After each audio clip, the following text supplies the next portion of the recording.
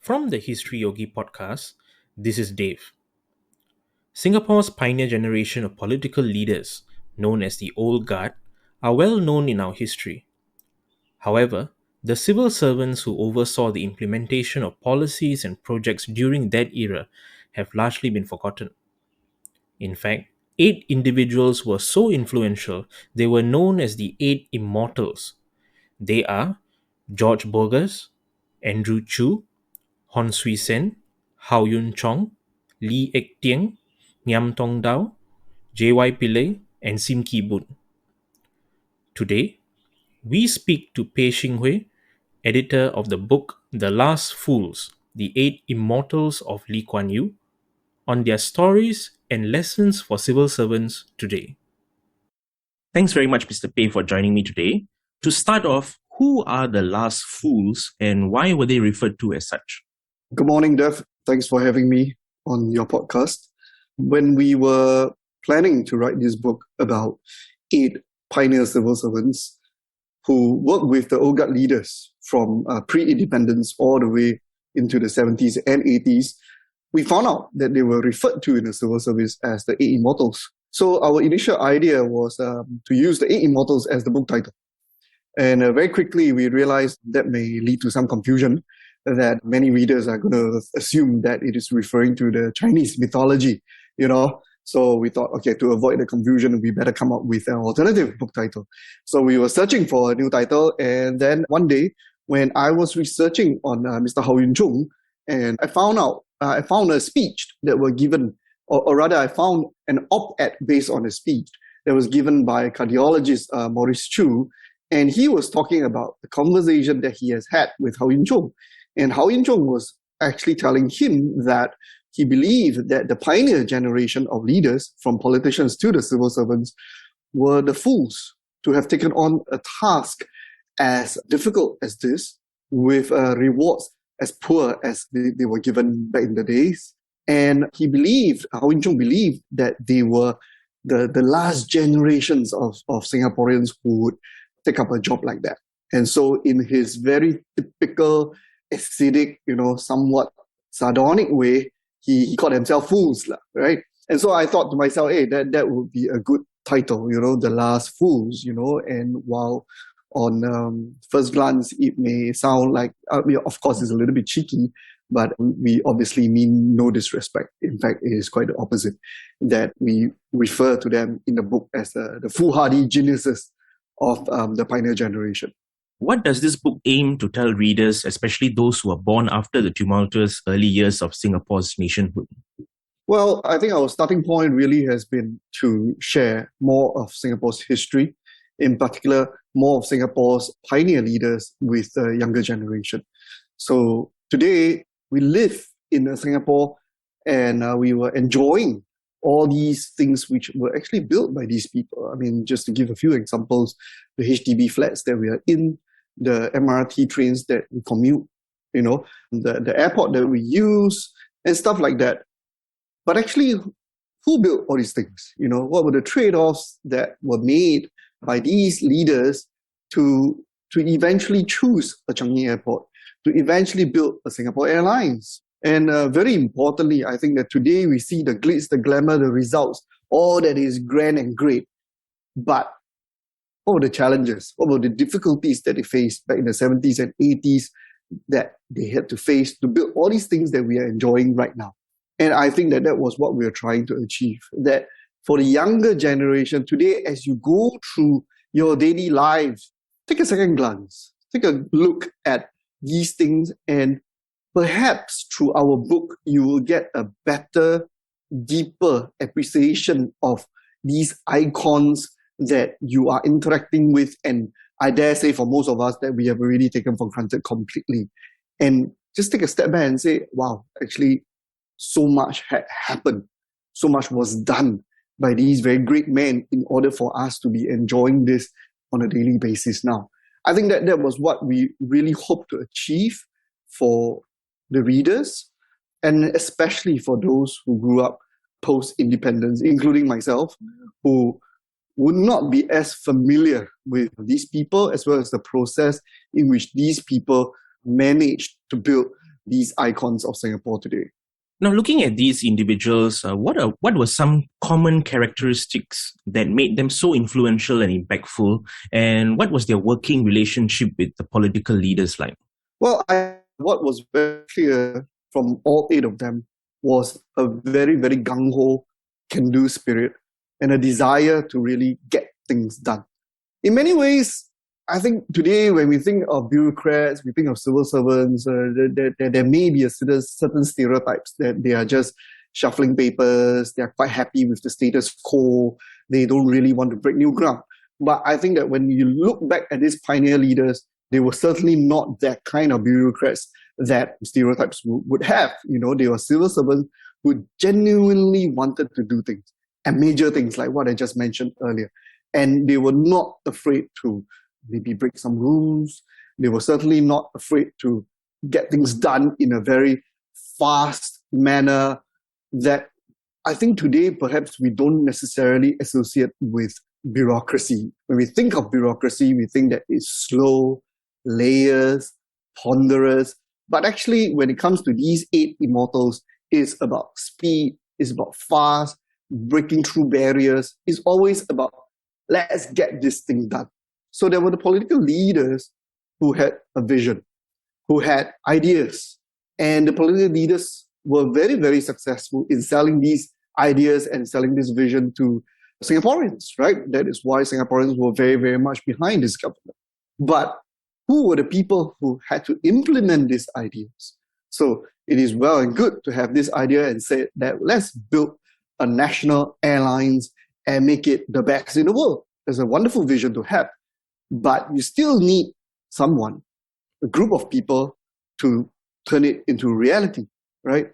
And today that is a reality, that the Singapore Airlines that was built by JY Pillay is the best in the world, constantly winning prizes. And again, like I said earlier, things which we have almost come to take for granted, I would say, most of Singaporeans. We just assume that that is the natural state it should be. So they had this wonderful working relationship, these pioneer civil servants, this wonderful working relationship in which they will take the idea, they will take the vision, and they will implement it in the way that they believe that it ought to be done and make it come true. And it is what we are seeing today. And I would say that in order for it to happen, this relationship between the political masters and the mandarins, the bureaucrats, is very, very important. And what we have discovered through our research, through the process of writing this book, is that they have great, great amount of trust between the two of them. There is no resistance. There is no lack of trust. In fact, the big element between them was trust. Both sides had great amount of trust in each other. The Lee Kuan Yews, the Goh Keng Suis believe that when I give a job to a Howe Yoon Chong, to a Hon Sui Sen, it's going to be done wonderfully, right? And the Hon Sui Sens and the JY Pillays of the world will take this job and know that I'm going to run with it and do it the way that I think it ought to be done. And that's because my leader, the cabinet minister, trusts me, and they're going to give me quite a bit of free hand to shape this product. So there isn't that kind of micromanagement that exists, perhaps in some other countries between politicians and civil servants, or that kind of antagonistic relationship between politicians and the civil service. So there's a great amount of trust. Now, I think that is only possible because there's huge amount of mutual respect that goes both ways. The politicians respected the civil servants, and the reverse is true. Many of them, in fact, were classmates, whether it was in the university or even earlier, in high school or secondary school back in the day. So they had a long relationship, pre-politics, pre-working life, which they then carried into their working life. So with a very, very common vision, which is one, to overthrow the British colonial rule, and then subsequently, because of independence, that they want to make this city-state, this improbable city-state work. So they had that common vision that we want to do something and we're going to make this thing work somehow between both sides, the civil servants and the politicians. Now, the book mentions that some of these individuals had their achievements attributed to the old guard ministers instead. because they worked largely behind the scenes and avoided publicity. So how does this book correct the perception? Well, I think it's very, very common. I mean, as a civil servant, you don't claim credit. That is the whole idea. You are not in charge of projecting or leading the project and selling it to the people. That is the job of the cabinet minister. So I think it's very natural for many of these achievements to be attributed to the politicians, and perhaps rightly so, right? What this book, the very, very foundation of this book, is to offer the other side, or rather an added dimension to it, and say, yes, we know that, for instance, that Lim Kim San is the man behind HDB, is the man who actually convinced the people that, hey, we are going to house all of you in this new modern kind of facilities with proper sanitation. Come along with us, leave the farming life, the kampong life behind, right? So this is by no means taking away the achievement, but now I'm telling you who is the guy in HDB that actually get it done.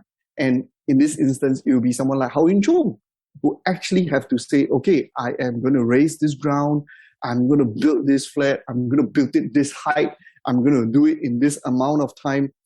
And the book is filled with stories like that. The person who is behind cleaning up the river, which is something that Lee Kuan Yew wanted done.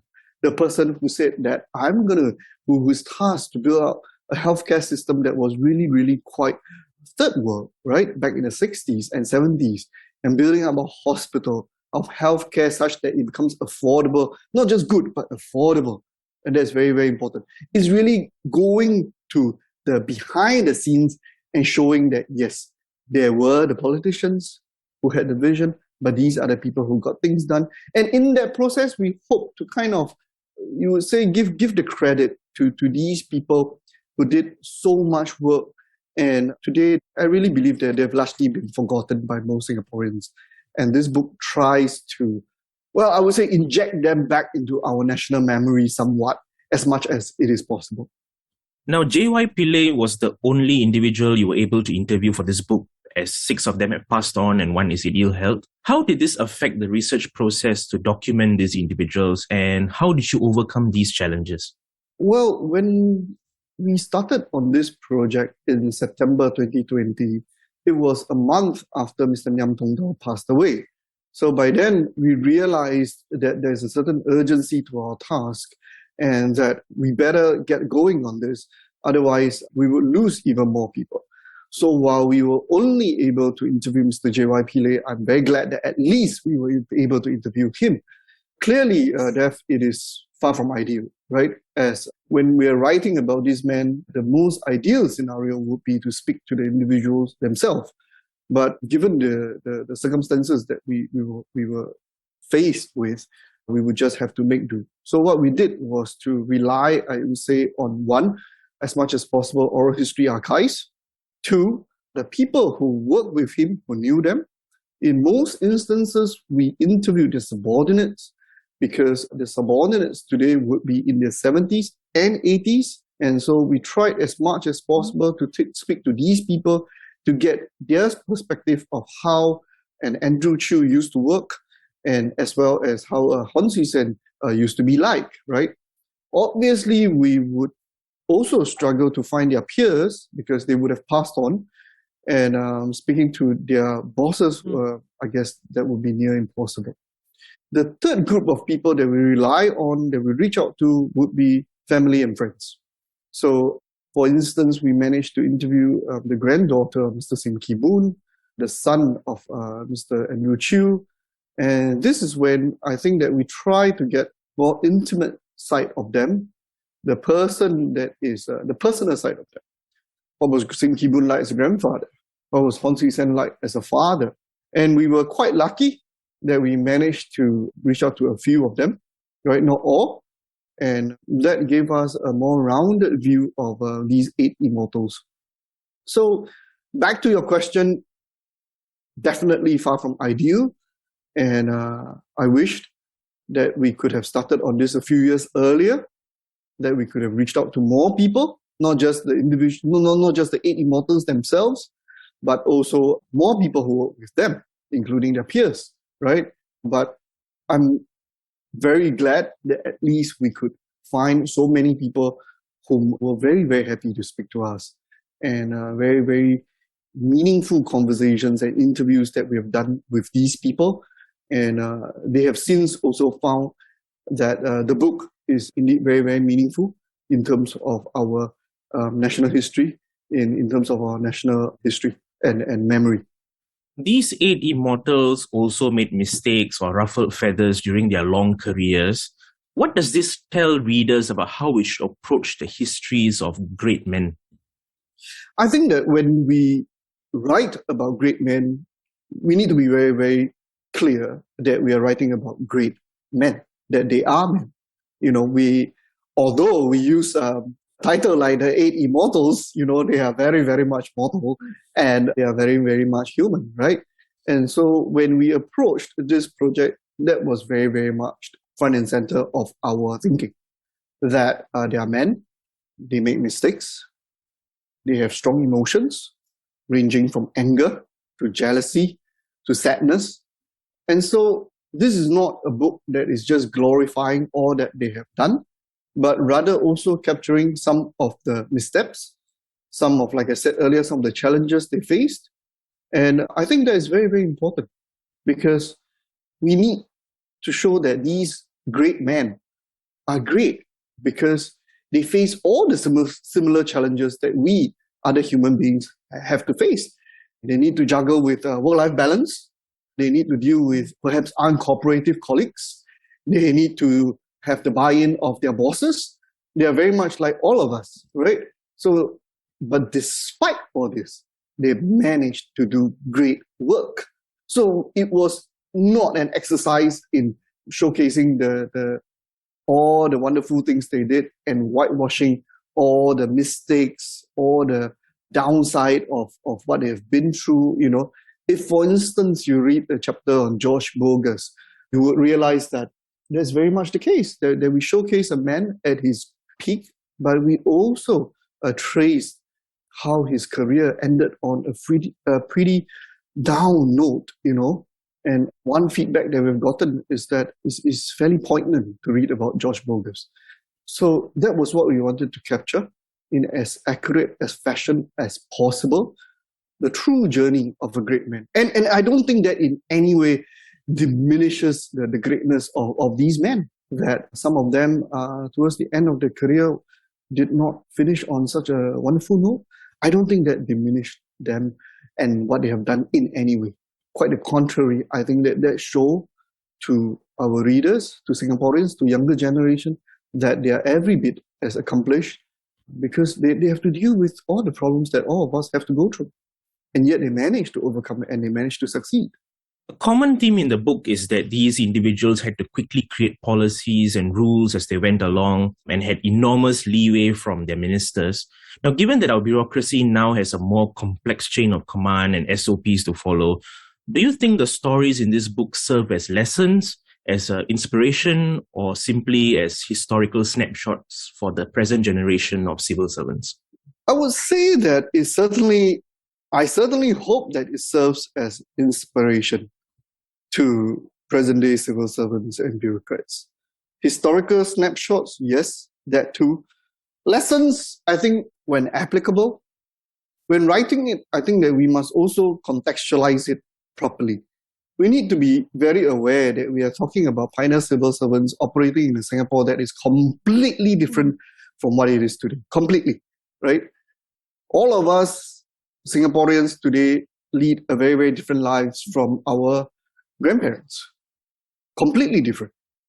And so it is the same with our civil servants, that they are operating, making decisions for a Singapore that is also completely different from the one that these 8 immortals operated in. So to say that, ABC did this, and hence today's civil servant need to follow, I think that would be somewhat unfair.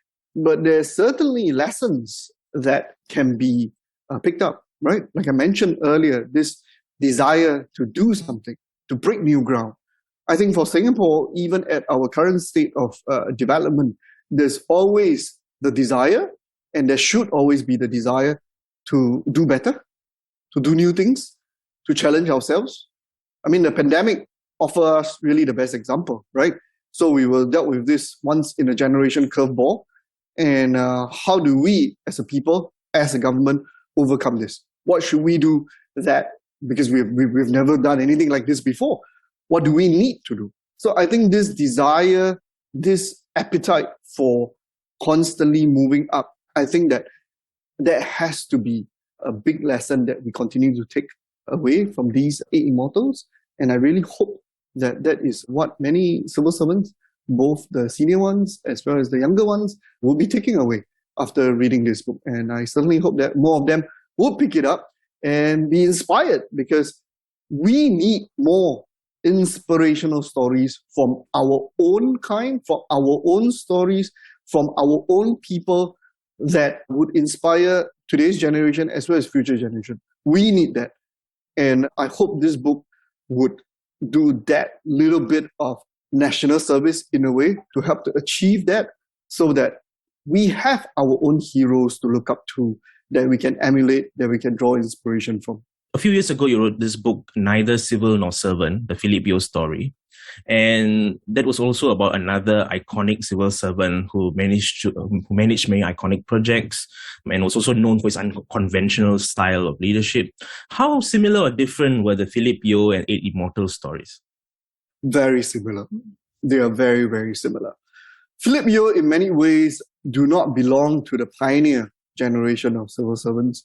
He actually would be what we would call today the 2G of the civil servants. So he started work only in the 70s, whereas the people, the 8 Immortals, started work in the 50s or even earlier.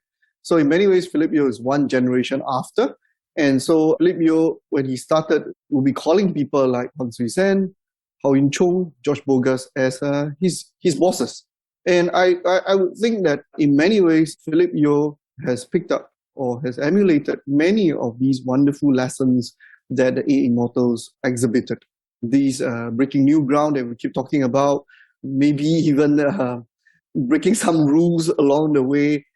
The whole idea is to get things done, and get things done not for personal gain. They were trying to get things done for a nation that was in many ways desperate for new things: hospital, transport, housing, education, defense, you name it, pretty much everything, right? So in many ways, the Philip Yeo story was, I think you will find that the 8 Immortal stories are very, very, very similar. If you read many of them, you will realize that many of them did many of these things that you would have first read in Neither Civil Nor Servant. Let me give you one example. So one very common management style or tactic of Philip Yeo is what he called management by walking around, meaning that he actually physically would be walking around, right? And he's not a boss that would just be staying in the office. He would be there on the factory floor. He would there be in the canteen. And that was what Philip Yeo enjoyed doing and did very, very well. And I realized that the 8 Immortals are very, very similar. So there were stories, for example, that if you had gone into Keppel, this was perhaps in the 80s or even by the 90s, Sim Kibu would be there welcoming you in almost like a stand-in receptionist. There was a story of Mr. Pillay walking up and down the aisle when he was on a flight on the Singapore Airlines, just inspecting what it was like to be an economy class passenger, taking a seat with the pilot back in the day when that was still possible, taking a seat with the pilot to find out what the pilots were going through, very, very hands-on, right on the ground, management by walking around. These are people who right on top, but they were not relying on just reports or meetings to find out what's happening. They will go down to the ground themselves and talk to the rank and file so that they know exactly what is happening. So this management by walking around, I discovered is very, very much a part of Howe Yoon Chong, Hon Sui Sen, J.Y. Pillay, Sim Kubun, all of them, all of the 8 Immortals, supremely hands-on leaders. So I think that you will find a lot of similarities between the two books in terms of the ethos, in terms of the spirit of leadership, and what they were trying to achieve in the Singapore government.